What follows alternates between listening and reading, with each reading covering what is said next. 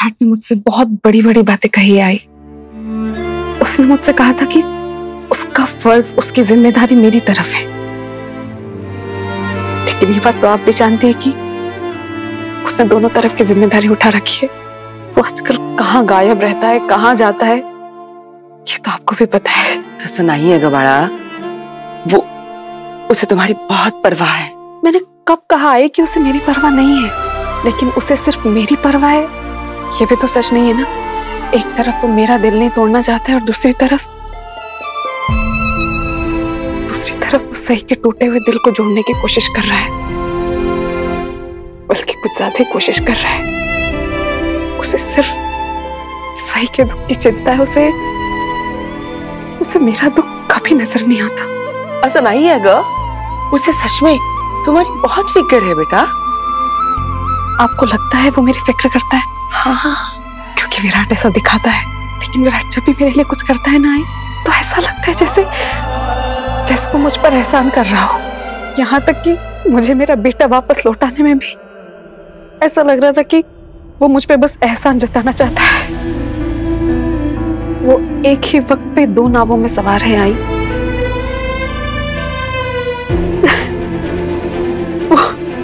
वो दो लोगों से एक ही वादा कर बैठा है, लेकिन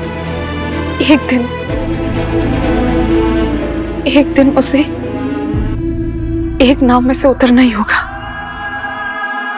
किसी एक का वादा तोड़ना ही पड़ेगा उसे। और मैं जानती हूँ आई कि वो मैं ही होंगी। देखा, पर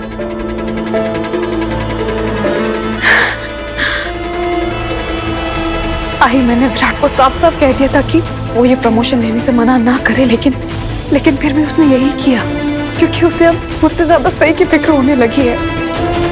उसने सिर्फ नाम के लिए मेरा साथ दिया, लेकिन दिल से तो वो अभी भी सही का ही साथ निभा रहा है।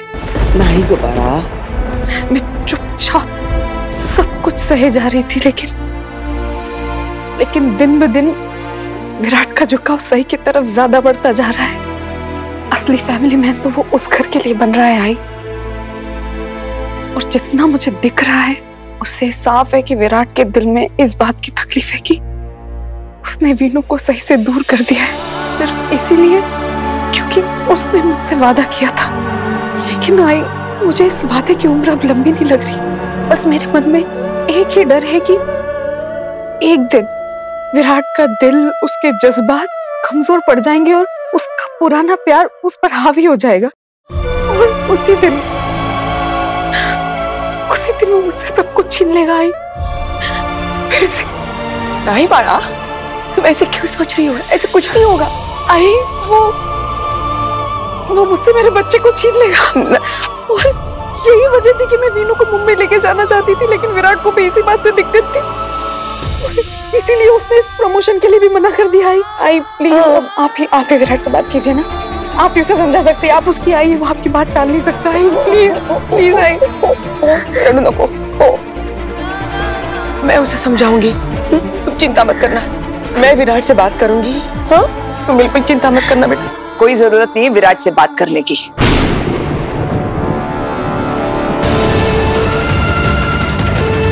बहनी,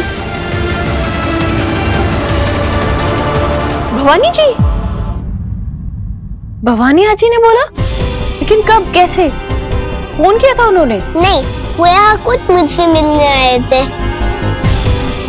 वो आई थी? कब आई थी? अब तो हॉस्पिटल गए थे, आती तो नहीं देगी, बाहर गए थे, तब पली आती आए थे।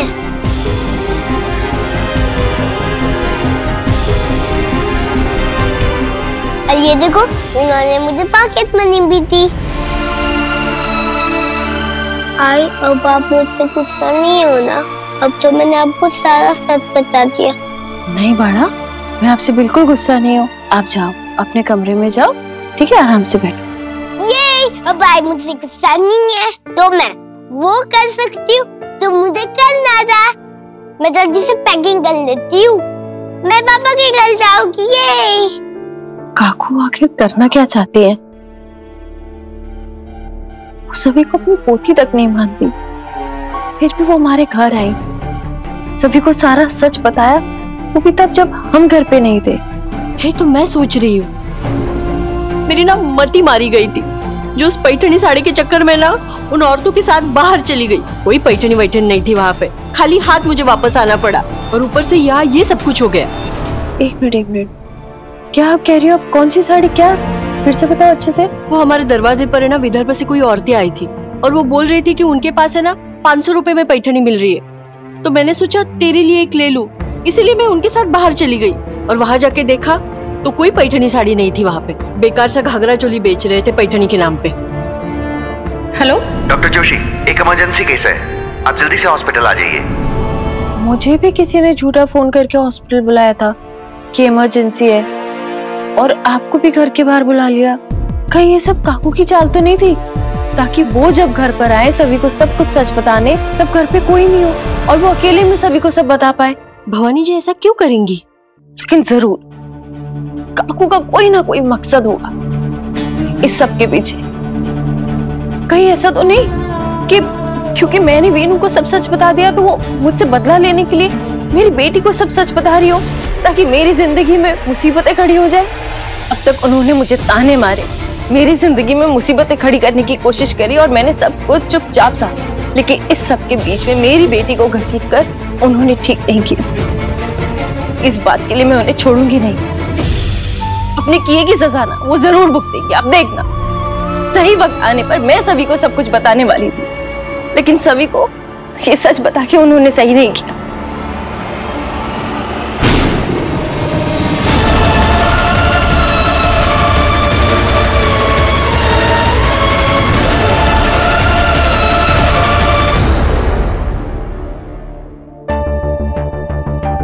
बहनी तुम्हें तो क्या हुआ? अगर मैं ठंडे दिमाग से विराट को कुछ समझाना चाहती हूँ तो इसमें परेशानी क्या है? परेशानी ये है कि तू इसकी बातों में आ रही है। पत्र लिखा काय पाहिजे तुला? विराट क्या करे? उसने तेरे साथ 7 फेरे लिए, तुझे हनीमून पर लेकर गया, तेरी तबीयत खराब हो गई तो वो तेरी सेवा में लग गया। उसे जब पता चला कि वीनू उसका बेटा है तो उसने तुझसे वादा किया कि वो वीनू को तुझसे दूर होने नहीं देगा। इतना ही नहीं, उसने तो वीनू से भी ये वादा किया कि वो उसे इस घर से कहीं नहीं जाने देगा। इतना सब कुछ किया है विराट ने, फिर भी तू उस पर ही सवाल उठा रही है।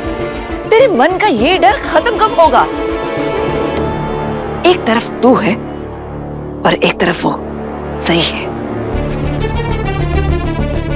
खुद अपने दम पर अकेले उसने अपनी बच्ची को पाला, ना किसी की राह देखी, ना किसी से मदद ली, और यहाँ तुम दोनों सास बहू बैठकर शिकायतें कर रही हो। पत्र लिखा हम सब तेरे साथ हैं और तू अपने मन में अपने आप को अकेला मान बैठी है। क्यों?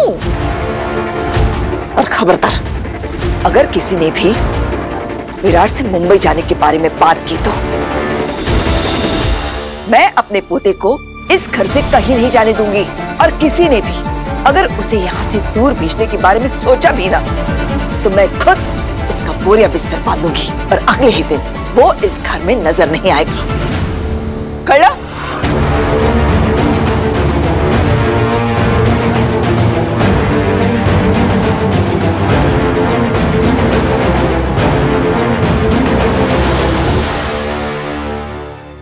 देवा रे देवा, कुछ देर पहले वहीनी ने सभी को अपनी पोती माना और अब सही की तारीफ बढ़ाई प्रशंसा कर रही है। वहीनी के दिमाग में आखिर चल क्या रहा है? कोई तो राज रहस्य सीक्रेट है जिस पे वहीनी पर्दा डाल रही है, और मुझे तो ये बात जाननी पड़ेगी।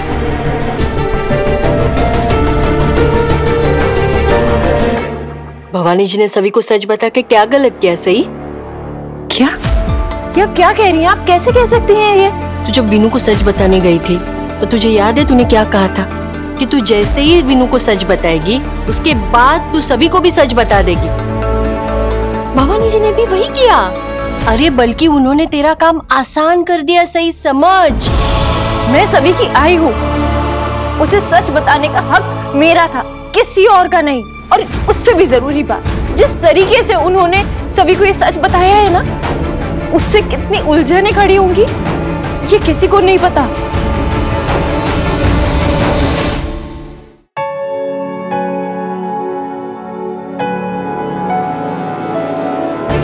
एक तरफ तू है और एक तरफ वो। सही है, खुद अपने दम पर अकेले उसने अपनी बच्ची को पाला, ना किसी की राह देखी, ना किसी से मदद ली, और यहाँ तुम दोनों सास बहू बैठकर शिकायतें कर रही हो।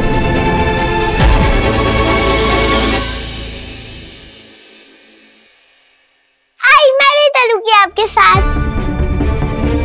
सभी, आप कहाँ जा रहे हो? पापा के घर, हम दोनों वही लेंगे ना पापा के साथ। देखा मौसी, मैंने कहा था ना सभी ऐसी कोई हरकत करेगी। और आप गुस्सा क्यों हो रहे हो? सभी, अभी प्लीज मुझसे कोई सवाल मत करो। अभी आप अंदर कमरे में जाओ, ठीक है? जाओ जाओ बेटा।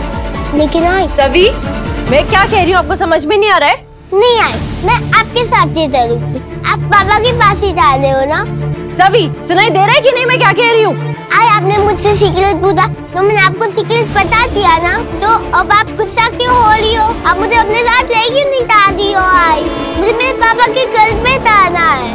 सब बच्चे अपने पापा के साथ रहते हैं, मुझे भी अपने पापा के साथ रहना है। मैंने वीनू दादा से प्रॉमिस किया है, मैं उनको सरप्राइज दूंगी। चलते हैं ना पापा के घर, वीनू दादा सरप्राइज हो जाएंगे।